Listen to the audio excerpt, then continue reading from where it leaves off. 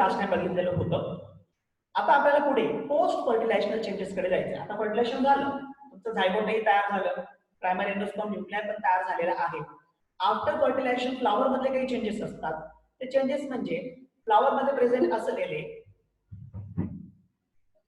जे व्हर्ब्स आहेत, ज्यामध्ये लिव्ज असतील, त्याच्यानंतर म्हणजे कॅलिक्स आणि करोला असेल, तर हे काय होतील, रिमूव्ह होतील, हे त्याच्यामधून निघून जातील. ठीक आहे. ओव्हरी जी आहे ही फर्टिलायझेशन नंतर आहे. ओव्हरी जी आहे ती फ्रूट मध्ये कन्वर्ट व्हायला सुरुवात करेल आणि ओव्ह्यूल ज्याच्या आतमध्ये फर्टिलायझेशन झालं होतं, तर ओव्ह्यूल हा सीड मध्ये कन्वर्ट व्हायला सुरुवात करेल. म्हणजे हे चेंजेस आहेत after fertilisation. Post fertilisation changes या पद्धतीने होत असतात. म्हणजे पुढे आणखीन काय होतं, तर इनसाइड सीड, जसं ओव्हल हा सीड मध्ये कन्वर्ट होतोय, मग त्या सीडच्या आतमध्ये there is formation of embryo, त्याच्या आतमध्ये एम्ब्रियो फॉर्म होतो. कारण after germination what happen, the seed form the plantlets. Germination नंतर सीड हा प्लांटलेट फॉर्म करतो.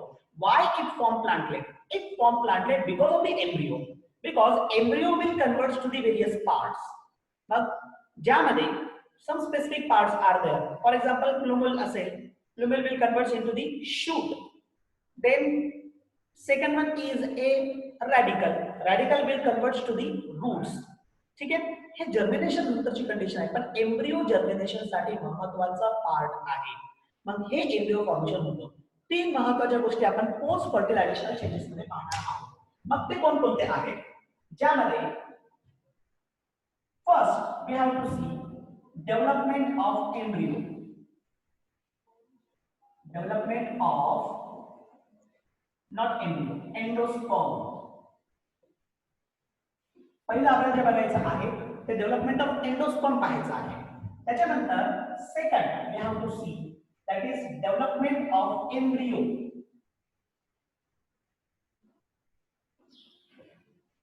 सेकंड जे पाहायचं आहे डेव्हलपमेंट ऑफ एम्ब्रियो. आणि third formation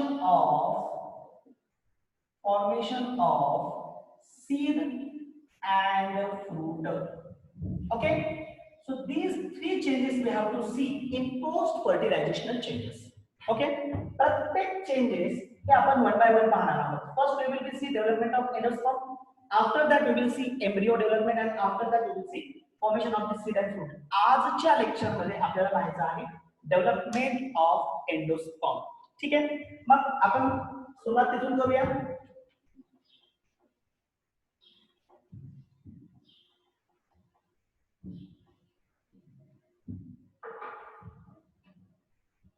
Now first, in post-fertilizational changes, that is development of endosperm.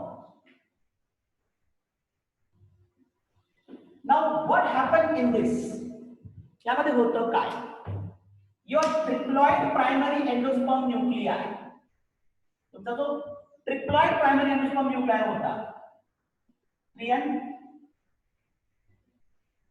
it will convert to the endosperm, which is an nutritive material. ते काय असेल? न्यूट्रिटिव्ह मटेरियल असेल. Nutritive असण्याचं कारण पण आहे त्याच्या मागचं. म्हणजे कारण असं आहे की फ्लॉइडी लेवल त्याची रेग्युलर सेल पेक्षा जास्त आहे. आणि सेकंड थिंग अशी की याच्यामध्ये सेलचा बंच आहे. ते कसं आपण डेव्हलपमेंट मध्ये पाहूया. मग on the basis of development of endosperm, एंडोस्पर्मच्या डेव्हलपमेंटच्या बेसिसवरती there are 3 type of endosperm. तुम्ही त्याला स्टेजेस म्हणू शकता किंवा डायरेक्ट 3 टाइप्स म्हणू शकता. There are 3 types of endosperm. Commonly एकच प्रकार सापडतो मोस्ट ऑफ द एंडोस्पर्म मध्ये, परंतु मग काही असे एंडोस्पर्मिक प्लांट असतात की त्याच्यामध्ये राहिलेले 2 प्रकार आपल्याला पाहायला भेटतात.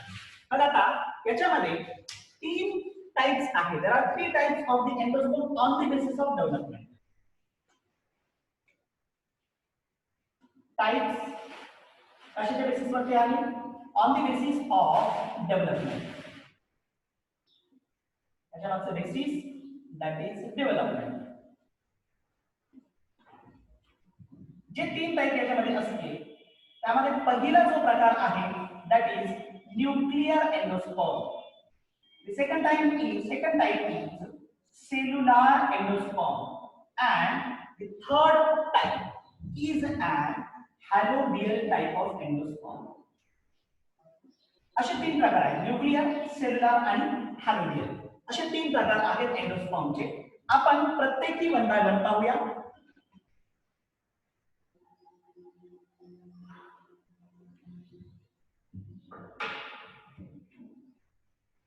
यामध्ये फर्स्ट न्यूक्लियर एंडोस्पर्म.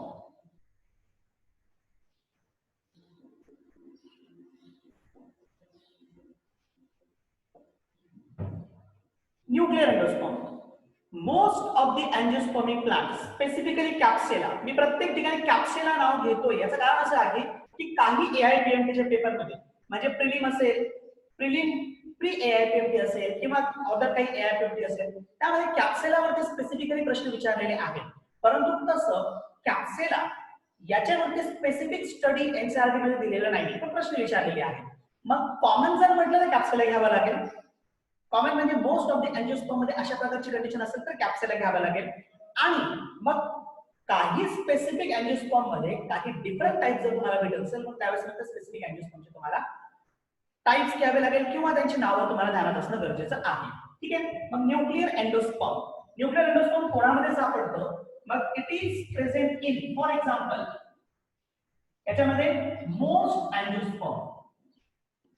जरी मी या ठिकाणी मोस्ट एंजियोस्पर्म म्हणत असेल तरी सुद्धा स्पेसिफिकली पॉलीपेटॅली. आपण ऑलरेडी फॅमिलीज त्याचं क्लासिफिकेशन किंवा प्लांटचं क्लासिफिकेशन बघितलेलं आहे लास्ट सेशनमध्ये. मी काही त्याला एक्सप्लेन करणार नाही. मग मोस्ट एंजियोस्पर्म मध्ये स्पेसिफिकली काय आहे? पॉलीपेटॅली. कॅप्सेला तुम्ही इथे ध्यानात ठेवू शकता. म्हणजे प्रश्न विचारताना हे मॉडेल ऑर्गॅनिझम त्यांनी घेतलेलं आहे. मोस्ट एंजियोस्पर्म म्हटलं की मॉडेल ऑर्गॅनिझम कॅप्सेला, हे तुम्हाला ध्यानात ठेवायचं. मग एंडोस्पर्म मध्ये जास्त प्रमाणामध्ये एंडोस्पर्म भेटतो तो न्यूक्लियर एंडोस्पर्म भेटतो. आता हे न्यूक्लियर एंडोस्पर्म काय प्रकार आहे समजून घ्या. मी फिगर बेस तुम्हाला क्लिअर करतो. मग न्यूक्लियर एंडोस्पर्म जो आहे, समजा see this is your embryo sac. हा तुमचा एम्ब्रियो सॅक आहे. एम्ब्रियो सॅक मध्ये आता मी इथे एम्ब्रियो सॅक फिगर काढत असताना मायक्रोपायलर एंड वरती घेईल आणि चलाझल एंड खाली घेईल. ठीक आहे. तुम्हाला माहिती आहे मायक्रोपायलर आणि चलाझल काय प्रकार आहे? Both are the part of, कशाचे पार्ट आहे दोन्ही पण? हा Shinde Shruti, it is a part of ovule. ठीक आहे. मग याच्यामध्ये मायक्रोपायल मी वरच्या साईडला घेतो, इथे लिहितो मायक्रोपायलर एंड. ओके. आणि इकडे लिहितो चलाझल एंड. आता मायक्रोपायलर एंड जर घेतलं तर तुमचा जो एग सेल फर्टिलाइज झालाय म्हणजे झायगोट, तो इथे असेल, इथे झायगोट असेल. इथे जे तुमचे अँटीकोडॉल सेल्स असतील. ठीक आहे. आणि बरोबर मध्यभागी तुमचं प्रायमरी एंडोस्पर्म न्यूक्लिआय आहे. There is presence of the PEN, primary endosperm nuclei. बरोबर. हा प्रायमरी एंडोस्पर्म न्यूक्लिआय हा मोठा जो सेंट्रल सेल आहे तो त्याचा न्यूक्लिआय झाला. What happens in the nuclear endosperm? In nuclear endosperm, this primary endosperm nuclei shows free mitotic division but nuclear. ते काय करतं? न्यूक्लियर डिव्हिजन शो करतं, फ्री मायटोटिक डिव्हिजन. ओके. मग now nucleus will be divide. इथे nucleus divide होईल. See here. At the time of division, now your anticodols will be degenerated. डिव्हिजनच्या वेळेस काय होईल? तुमचे अँटीकोडॉल सेल्स जे आहेत ते काय होतील? डिजनरेट. मग ते अँटीकोडॉल सेल दाखवणार नाही. तुमचे दोन न्यूक्लियस दाखवतो. Here two nucleus is there. वरती तुमचा एम्ब्रियो सुद्धा डेव्हलप व्हायला सुरुवात झालेली आहे. आणि एम्ब्रियो डेव्हलप होत असताना त्याचे समजा दोन सेल्स झालेले असतील. ठीक आहे. झायगोट आता एम्ब्रियो डेव्हलपमेंट मध्ये गेलाय. सायमल्टेनियस, मी तुम्हाला आधीच सांगितले की सायमल्टेनियस डेव्हलपमेंट आहे. परंतु या ठिकाणी तोपर्यंत मध्ये प्रेझेंट असलेला हा जो एम्ब्रियो सॅक आहे, एम्ब्रियो सॅक मध्ये प्रेझेंट असलेला काही प्रमाणामध्ये न्यूक्लियस मटेरियल तो सुरुवातीला वापरून घेईल. मग आता इथे दोन न्यूक्लियस तयार झाले. फ्री न्यूक्लियर डिव्हिजन तुम्हाला भेटली. मग free nuclear division again they will be divide. या पद्धतीने डिवाइड होईल. But there is another condition. एक कंडिशन तिथे महत्त्वाची आहे. These nucleus will be pushes to the periphery. The perfect pushing आहे towards the periphery. हे न्यूक्लियस पेरीपेरीकडे काय होईल, पुश केलेला जाईल. हा समजा तुमचा हा सेंट्रल पार्ट आला, या सेंट्रल पार्ट मध्ये हे न्यूक्लियस जे आहे ते तुमचे इथे आहे टुवर्ड्स दी पेरीपेरी लाईक दिस.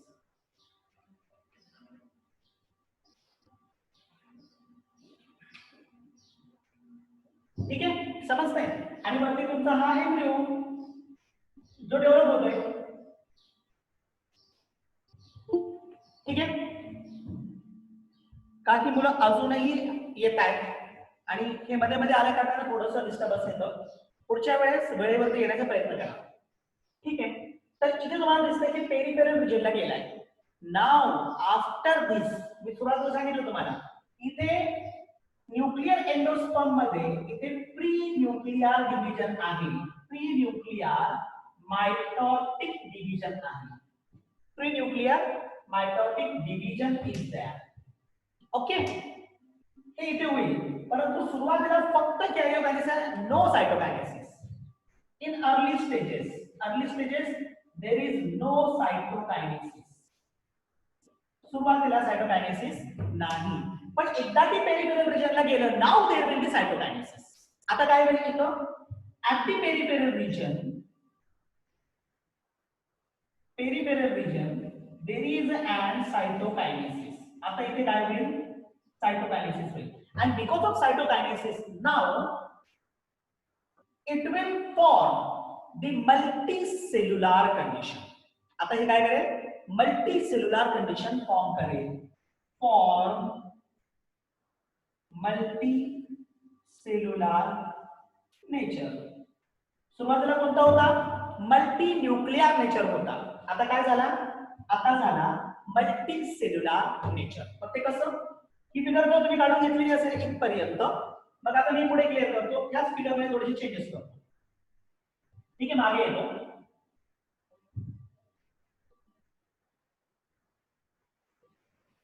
तुमचा डेव्हलपिंग एम्ब्रियो आहे जो काय करतोय, त्या एंडोस्पर्मचा वापर करून घेतोय. इथे झालं multicellular nature. This is an endosperm which is a multicellular endosperm.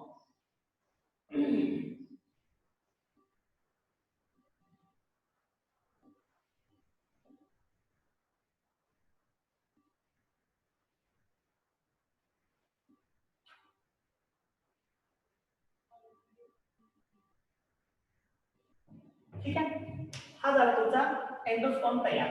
हा एंडोस्पर्म जो असेल तो मल्टीसेल्युलर एंडोस्पर्म असेल. त्याचबरोबर इथे तुमचा हा एम्ब्रियो डेव्हलप होतोय आणि हा एम्ब्रियो कंटिन्युअस डेव्हलप होईल या एंडोस्पर्मचा वापर करून. एंडोस्पर्म कम्प्लिटली वापर करून घेतलं जाणार नाही.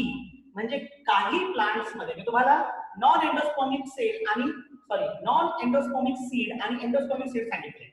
एंडोस्पर्मिक सीड मध्ये at the time of germination endosperm काही प्रमाणात बाकी आहे. याचं कारण असं आहे की कम्प्लीट एंडोस्पर्म वापरला गेलेला नाही, पण नॉन एंडोस्पर्मिक सीड मध्ये कम्प्लीट एंडोस्पर्म वापरला गेलेला आहे. ठीक आहे, म्हणजे एंडोस्पर्मिक सीड असतं जर्मिनेशनच्या वेळेस तो एंडोस्पर्म वापरून घेतला जातो, आणि जे नॉन एंडोस्पर्मिक असतं तर जर्मिनेशनच्या वेळेस सॉइल मध्ये प्रेझेंट असलेलं मटेरियल काय करता येईल तिथं वापरलं जाईल. ठीक आहे, हे दोन महत्त्वाचे चेंजेस आहेत. Now this is so called nuclear endosperm. Most of the endosperm nuclear endosperm consist करतो. ठीक आहे, म्हणजे बाकी मग काही स्पेसिफिक एंडोस्पर्मिक प्लांट आहेत की ज्यामध्ये तुम्हाला न्यूक्लियर एंडोस्पर्म व्यतिरिक्त मग आता हे दोन एंडोस्पर्म येतील, सेल्युलर आणि हॅलोबियल. आपण ते कंटिन्युटी मध्ये पाहूया सेल्युलर आणि हॅलोबियल एंडोस्पर्म काय आहे.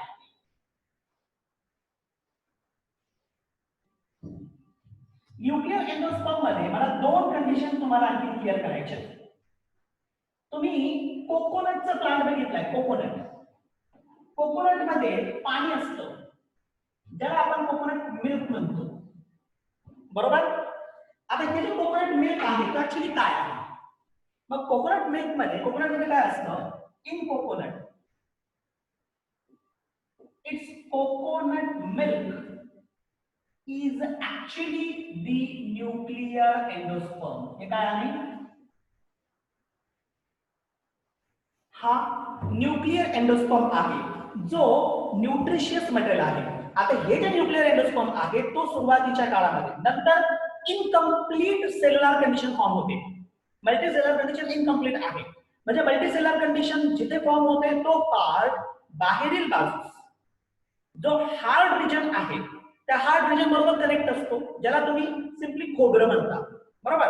आणि मधला पार्ट जो कम्प्लिटली लिक्विड आहे, तर तो जो लिक्विडचा पार्ट आहे, called is liquid syncytium. It is called as liquid syncytium. Okay, कारण मल्टी न्यूक्लियर आहे म्हणून त्याला लिक्विड सिन्सिशियम असं म्हटलं जातं. हे कोकोनट मध्ये आहे. एक आणखीन प्लांट आहे ज्याचं नाव आहे दॅट इज मेलॅस्टोमा. मेलॅस्टोमा. मेलॅस्टोमा मध्ये एंडोस्पर्म जो आहे तो ऑलवेज न्यूक्लियर असतो. इथे ऑलवेज न्यूक्लियर आहे. हे दोन कंडिशन मी तुम्हाला दिली. ऑलरेडी आपण काय बघितलं की सुरुवातीला हे कसं असतं, न्यूक्लियर असतं. नंतर सायटोकायनेसिस झाल्यानंतर मल्टी सेलर कंडिशन त्याच्यामध्ये फॉर्म होते, बरोबर. परंतु कोकोनट मध्ये काय होतं, कोकोनट मध्ये पार्शियल सायटोकायनेसिस कंडिशन आहे. म्हणजे काही न्यूक्लियस किंवा काही न्यूक्लियाय लिक्विड सेन्सेशन फॉर्म करतात, तर काही सायटोकायनेसिस करून मल्टी सेलर कंडिशन फॉर्म करतात जे आउटसाइडला असेल. ठीक आहे.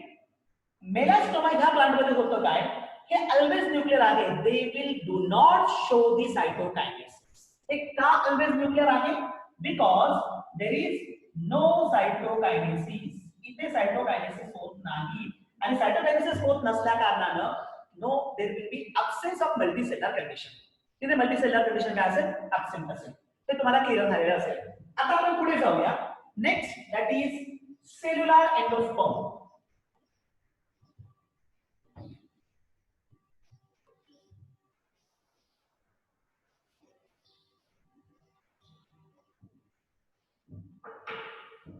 Second type, cellular endosperm. Nuclear endosperm मध्ये सुरुवातीला फक्त न्यूक्लियर डिव्हिजन आणि मग नंतर सायटोकायनेसिस शो केलं जातं. इथे थोडासा चेंज आहे. इथे काय होतं, मग आता इथे काही स्पेसिफिक प्लांट आहे. काही स्पेसिफिक प्लांट मध्ये समजा तुमचे अँजिओस्पर्म आहे. जवळपास 161 फॅमिलीज जे आहेत अँजिओस्पर्मचे ते पॉलीपेटलीचे आहेत. 161. त्याच्या व्यतिरिक्त अदर जे असतील मग ते जे आहेत ते गॅमोपेटली आहे. Cellular endosperm found in gamopetalae. यामध्ये गॅमोपेटलीमध्ये सेल्युलर एंडोस्पर्म सापडतं. काय होतं सेल्युलर एंडोस्पर्म मध्ये, इथे कॅरिओकायनेसिस ऑलरेडी माहिती आहे तुम्हाला. कॅरिओकायनेसिस काय आहे, Sakshi Pawar, tell me what is karyokinesis. लवकर आहे का, नाहीये. ठीक आहे. तुमच्यामध्ये आणखी कोण असेल, तांबोडी आहे. What is कॅरिओकायनेसिस. बऱ्याच जणांनी उत्तर पाठवलेले आहे. अंकिताने पाठवले, बिर्याने पाठवलेलं आहे. त्याच्यानंतर देवेंद्र, हा division of cell nucleus. Cell division of cell nucleus. Cell nucleus म्हणजे न्यूक्लियर डिव्हिजन आपण म्हणतो. बऱ्याच जणांनी उत्तर पाठवलेली आहेत. Very good. मग karyokinesis is a nuclear division. Nuclear division immediately followed by cytokinesis. Immediately followed by cytokinesis. म्हणजे इथं कॅरिओकायनेसिस झाला की लगेचच सायटोकायनेसिस होणार आहे. म्हणजे सायटोकायनेसिस झाला म्हणजे सेल तयार झाला. ठीक आहे. म्हणजे तुमचा हा एम्ब्रियो साइट आहे. इथे अँटीकोडॉन सेल्स आहेत. इकडे हा झायगोट आहे फर्टिलायझेशन नंतर. आणि इथे प्रायमरी एंडोस्पर्म न्यूक्लियाय आहे. ठीक आहे. Primary endosperm nuclei nuclear division नंतर लगेच सायटोकायनेसिस शो करतो. सायटोकायनेसिस मी या पद्धतीने दाखवलेला. See here nuclear division and हा सेंट्रल सेल आहे ना. सेंट्रल सेल लगेच काय झालं, डिवाइड झाला. आणि सेंट्रल सेल डिवाइड झाल्यानंतर दोन सेल इथे तयार झालेले आहेत. हा त्यांचा न्यूक्लियर, हा सेल एक, हा त्याचा न्यूक्लियर, हा कंप्लीट सेल, हा त्याचा न्यूक्लियर. लगेच इमिजिएट कंडिशन. तिथून पुढे काय होणार आहे, लगेचच तिथून पुढे आता मी इथून मागे येतो. Continuous division is there. तसंच वरती तुमचं हा एम्ब्रिओ सुद्धा डिवाइड होतोय. ठीक आहे. इथे तुमचे न्यूक्लियर डिव्हिजन होत असताना continuously there is a cytoplasmic division is also there.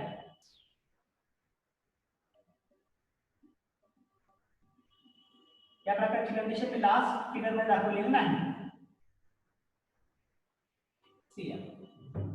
हे प्रत्येकी सेपरेट सेपरेट सेल आहे. हा एक कंप्लीट सेल, हा एक कंप्लीट सेल, हा एक कंप्लीट सेल, हा एक complete cell. This is called as cellular endosperm. त्याला आपण काय म्हणतो? सेल्युलर एंडोस्पर्म म्हणतो. This is about the cellular. The last one is a helobial type of endosperm.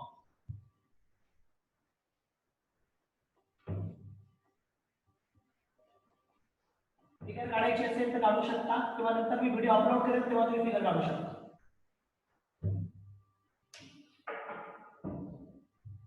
Helobial type of endosperm. हॅलोबियल ही प्रकार काय आहे? तुम्हाला न्यूक्लियस माहित आहे, न्यूक्लियर तुम्हाला कळून जाईल. तुम्हाला सेल माहित आहे, सेल्युलर तुम्हाला कळून जाईल. But what is helobial? Helobial actually intermediate type. Helobial काय आहे? It is an intermediate. हे इंटरमिजिएट म्हणजे त्याच्यामध्ये न्यूक्लियर कंडिशन पण भेटेल आणि तुम्हाला सेल्युलर कंडिशन पण भेटेल. Intermediate type. त्यासाठी पहिली डिव्हिजन जी आहे ती अनइक्वल डिव्हिजन आहे. द फर्स्ट डिव्हिजन जे प्रायमरी एंडोस्पर्म न्यूक्लियाय मध्ये होईल, first division of primary endosperm nuclei, it is unequal division. हे कसं आहे? It is un unequal division. आता अनइक्वल डिव्हिजन मग मी इथं फर्स्ट डिव्हिजन दाखवलेली आहे तुम्हाला. इथे पहा तुम्ही अनइक्वल मध्ये one cell is large and another one is small. Towards micropyle, cell is large. Here.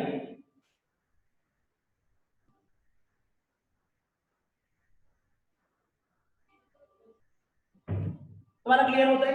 हा सेल लार्ज झाला, पूर्ण मोठा झाला आणि हा सेल छोटा झाला. Towards micropyle, the cell is large and towards chalazal end, the cell is small. Chalazal end कडे सेल कसा आहे? स्मॉल आहे आणि मायक्रोपाइल कडे सेल लार्ज आहे. This is called as unequal division. याच्यामध्ये there is an free nuclear division, वरती free nuclear division आणि खाली फ्री न्यूक्लियर डिव्हिजन. या पद्धतीने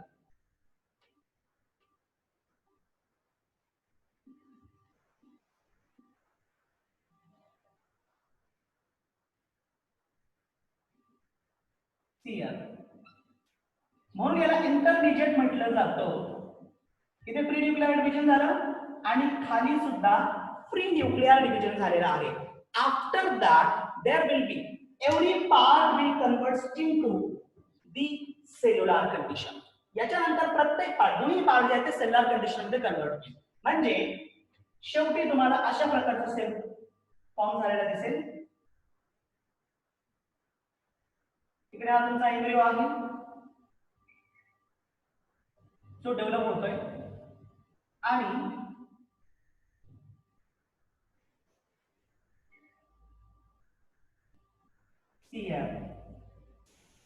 हा सगळा पार्ट जो आहे तो सेल्युलर मध्ये कन्वर्ट झाला. This is so called helobial type of endosperm.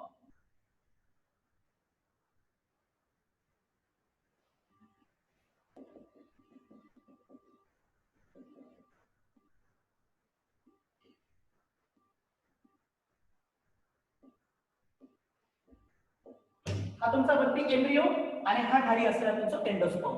या एंडोस्पर्मचा वापर केला जाईल for the purpose of development by embryo. हा एम्ब्रिओ ह्या एंडोस्पर्मचा वापर केला. ठीक आहे. This is so called the helobial type of endosperm. Helobial type of endosperm सगळ्या प्रकारच्या प्लांट मध्ये सापडत नाही. Specifically they are present in the monocot. Example monocots. यांच्यामध्ये हॅलोबियल टाइप ऑफ एंडोस्पर्म तुम्हाला पाहायला भेटेल. ठीक आहे. हे झाले सगळे टाइप एंडोस्पर्मचे.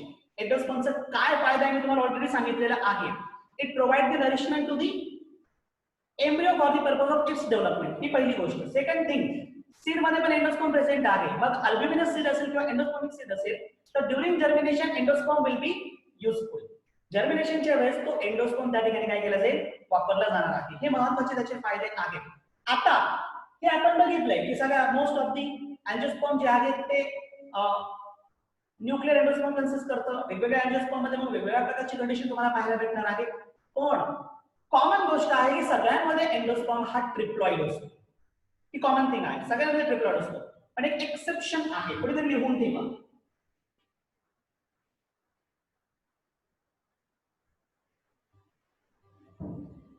एक एक्सेप्शन आहे, म्हणजे सगळीकडे एंडोस्पर्म हा ट्रिप्लॉइड आहे. पण एक प्लांट आहे त्याच्यामध्ये एंडोस्पर्म हा डिप्लॉइड असतो. एक्सेप्शन. मग या एक्सेप्शन मध्ये दोन एक्सेप्शन पाहिजे आपल्याला. एक डिप्लॉइड एंडोस्पर्म आणि diploid endosperm is present in oenothera plant. या प्लांट मध्ये तुम्हाला डिप्लॉइड एंडोस्पर्म पाहायला भेटेल. आणखी एक कंडिशन आहे, ते एक एक्सेप्शन म्हणावं लागेल. There is second thing, there is absence of endosperm. Endosperm आहे पण एंडोस्पर्म ऍब्सेंट आहे. एंडोस्पर्म आहे पण एंडोस्पर्म ऍब्सेंट. एंडोस्पर्म ऍब्सेंट ते कोणामध्ये? मग याच्यामध्ये एक्झाम्पल, ज्यामध्ये 3 एक्झाम्पल आहेत. एक ऑर्किडेसी,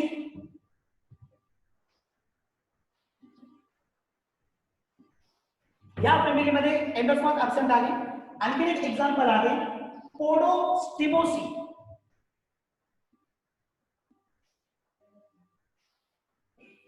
ह्या फॅमिलीमध्ये एंडोस्पर्म ऍब्सेंट आहे. आणि एक शेवटचं ट्रॅपेसी. या फॅमिलीमध्ये एंडोस्पर्म ऍब्सेंट आहे. म्हणजे हे एक्झाम्पल ध्यानात ठेवा, जे तुम्हाला जर समजा एक्सटर्नल काही प्रश्न विचारले गेले, कारण तुम्हाला 5 to 10% क्वेश्चन एक्सटर्नल असणार आहे. मग त्यामुळे तुम्हाला हे प्रॉब्लेम नको. ठीक आहे, हा एक प्रॉब्लेम इथे क्लिअर झालं. त्यानंतर एक आणखी एक कंडिशन आहे, म्हणजे हा पॉइंट घेऊन मी माझं लेक्चर स्टॉप करतो. That is composition of endosperm. काय काय असतं एंडोस्पर्म मध्ये? Composition of endosperm. एंडोस्पर्म तर खरं तर डायरेक्ट सरळ सेल आहे, पण why it is most nutritious. Abundant amount of 3 type of hormones are present. 3 प्रकारचे हार्मोन्स अबंडंट प्रमाणामध्ये प्रेझेंट आहे. One is auxin, second one is gibberellin, and third one is cytokinin. हे 3 प्रकारचे हार्मोन्स प्रेझेंट आहेत. Auxin आणि cytokinin दोन्हीही तुम्हाला cell division साठी गरजेचे. Cell division as well as development किंवा ग्रोथ, बरोबर आहे. एम्ब्रियो डेव्हलपमेंट साठी यांची खूप जास्त प्रमाणामध्ये गरज पडते. आणि सेल इनॉग्रेशन साठी तुम्हाला जिब्रालिनची गरज आहे. म्हणजे हे तिन्ही महत्त्वाचे हार्मोन्स त्या एंडोस्पर्म मध्ये प्रेझेंट असतो. स्पेसिफिकली मेजचा विचार जर आपण केला ना, मेज एंडोस्पर्म याचा जर आपण स्पेसिफिकली विचार केला तर देयर इज प्रेझेन्स ऑफ झिटीन.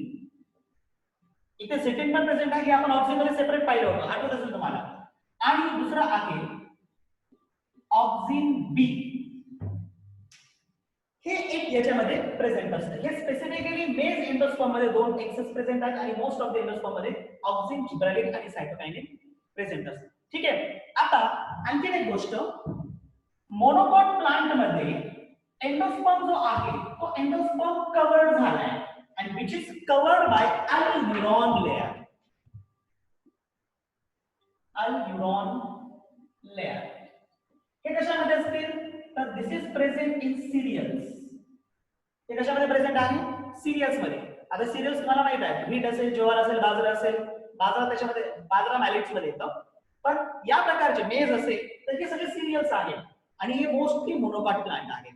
तर याच्यामध्ये endosperm is covered by aleurone layer. Aleurone layer कशावरती आहे? It is a covering of endosperm. ही एंडोस्पर्मची कव्हरिंग आहे अल्ब्युरॉन लेयर. मग मी इथं सिरियल्स तुम्हाला त्याच्यामध्ये एक्झाम्पल्स दिले. हे अल्ब्युरॉन लेयर काय कन्सिस्ट करतो? मग त्याचं कंपोजिशन, मी कंपोजिशन अल्ब्युरॉन ग्रॅन्युल्स सेपरेट देतो आणि अल्ब्युरॉन ग्रेनचं सेपरेट देतो. अल्युरॉन ग्रॅन्युल्स, अल्युरॉन ग्रॅन्युल्स याच्या कंपोजिशन मध्ये काय असतं? मेन कंपोजिशन प्रोटीन आहे. प्रश्न विचारलेला आहे नीट मध्ये, लक्षात ठेवा. ऑप्शन मध्ये प्रोटीन एक आहे, बाकीचे अदर ऑप्शन्स आहेत. प्रोटीन तुम्हाला सिलेक्ट करायचं आहे. अल्युरॉन लेअर कशापासून तयार झालं? तसे अल्युरॉन लेअर स्पेसिफिकली प्रोटीन पासून तयार झालेला आहे. मग प्रोटीन्स आहेत. या व्यतिरिक्त दोन महत्वाचे सेल्युलर ऑर्गॅनिली त्याच्यामध्ये प्रेझेंट असतात ग्रॅन्युल्स मध्ये, ज्यामध्ये स्पेरोझोम्स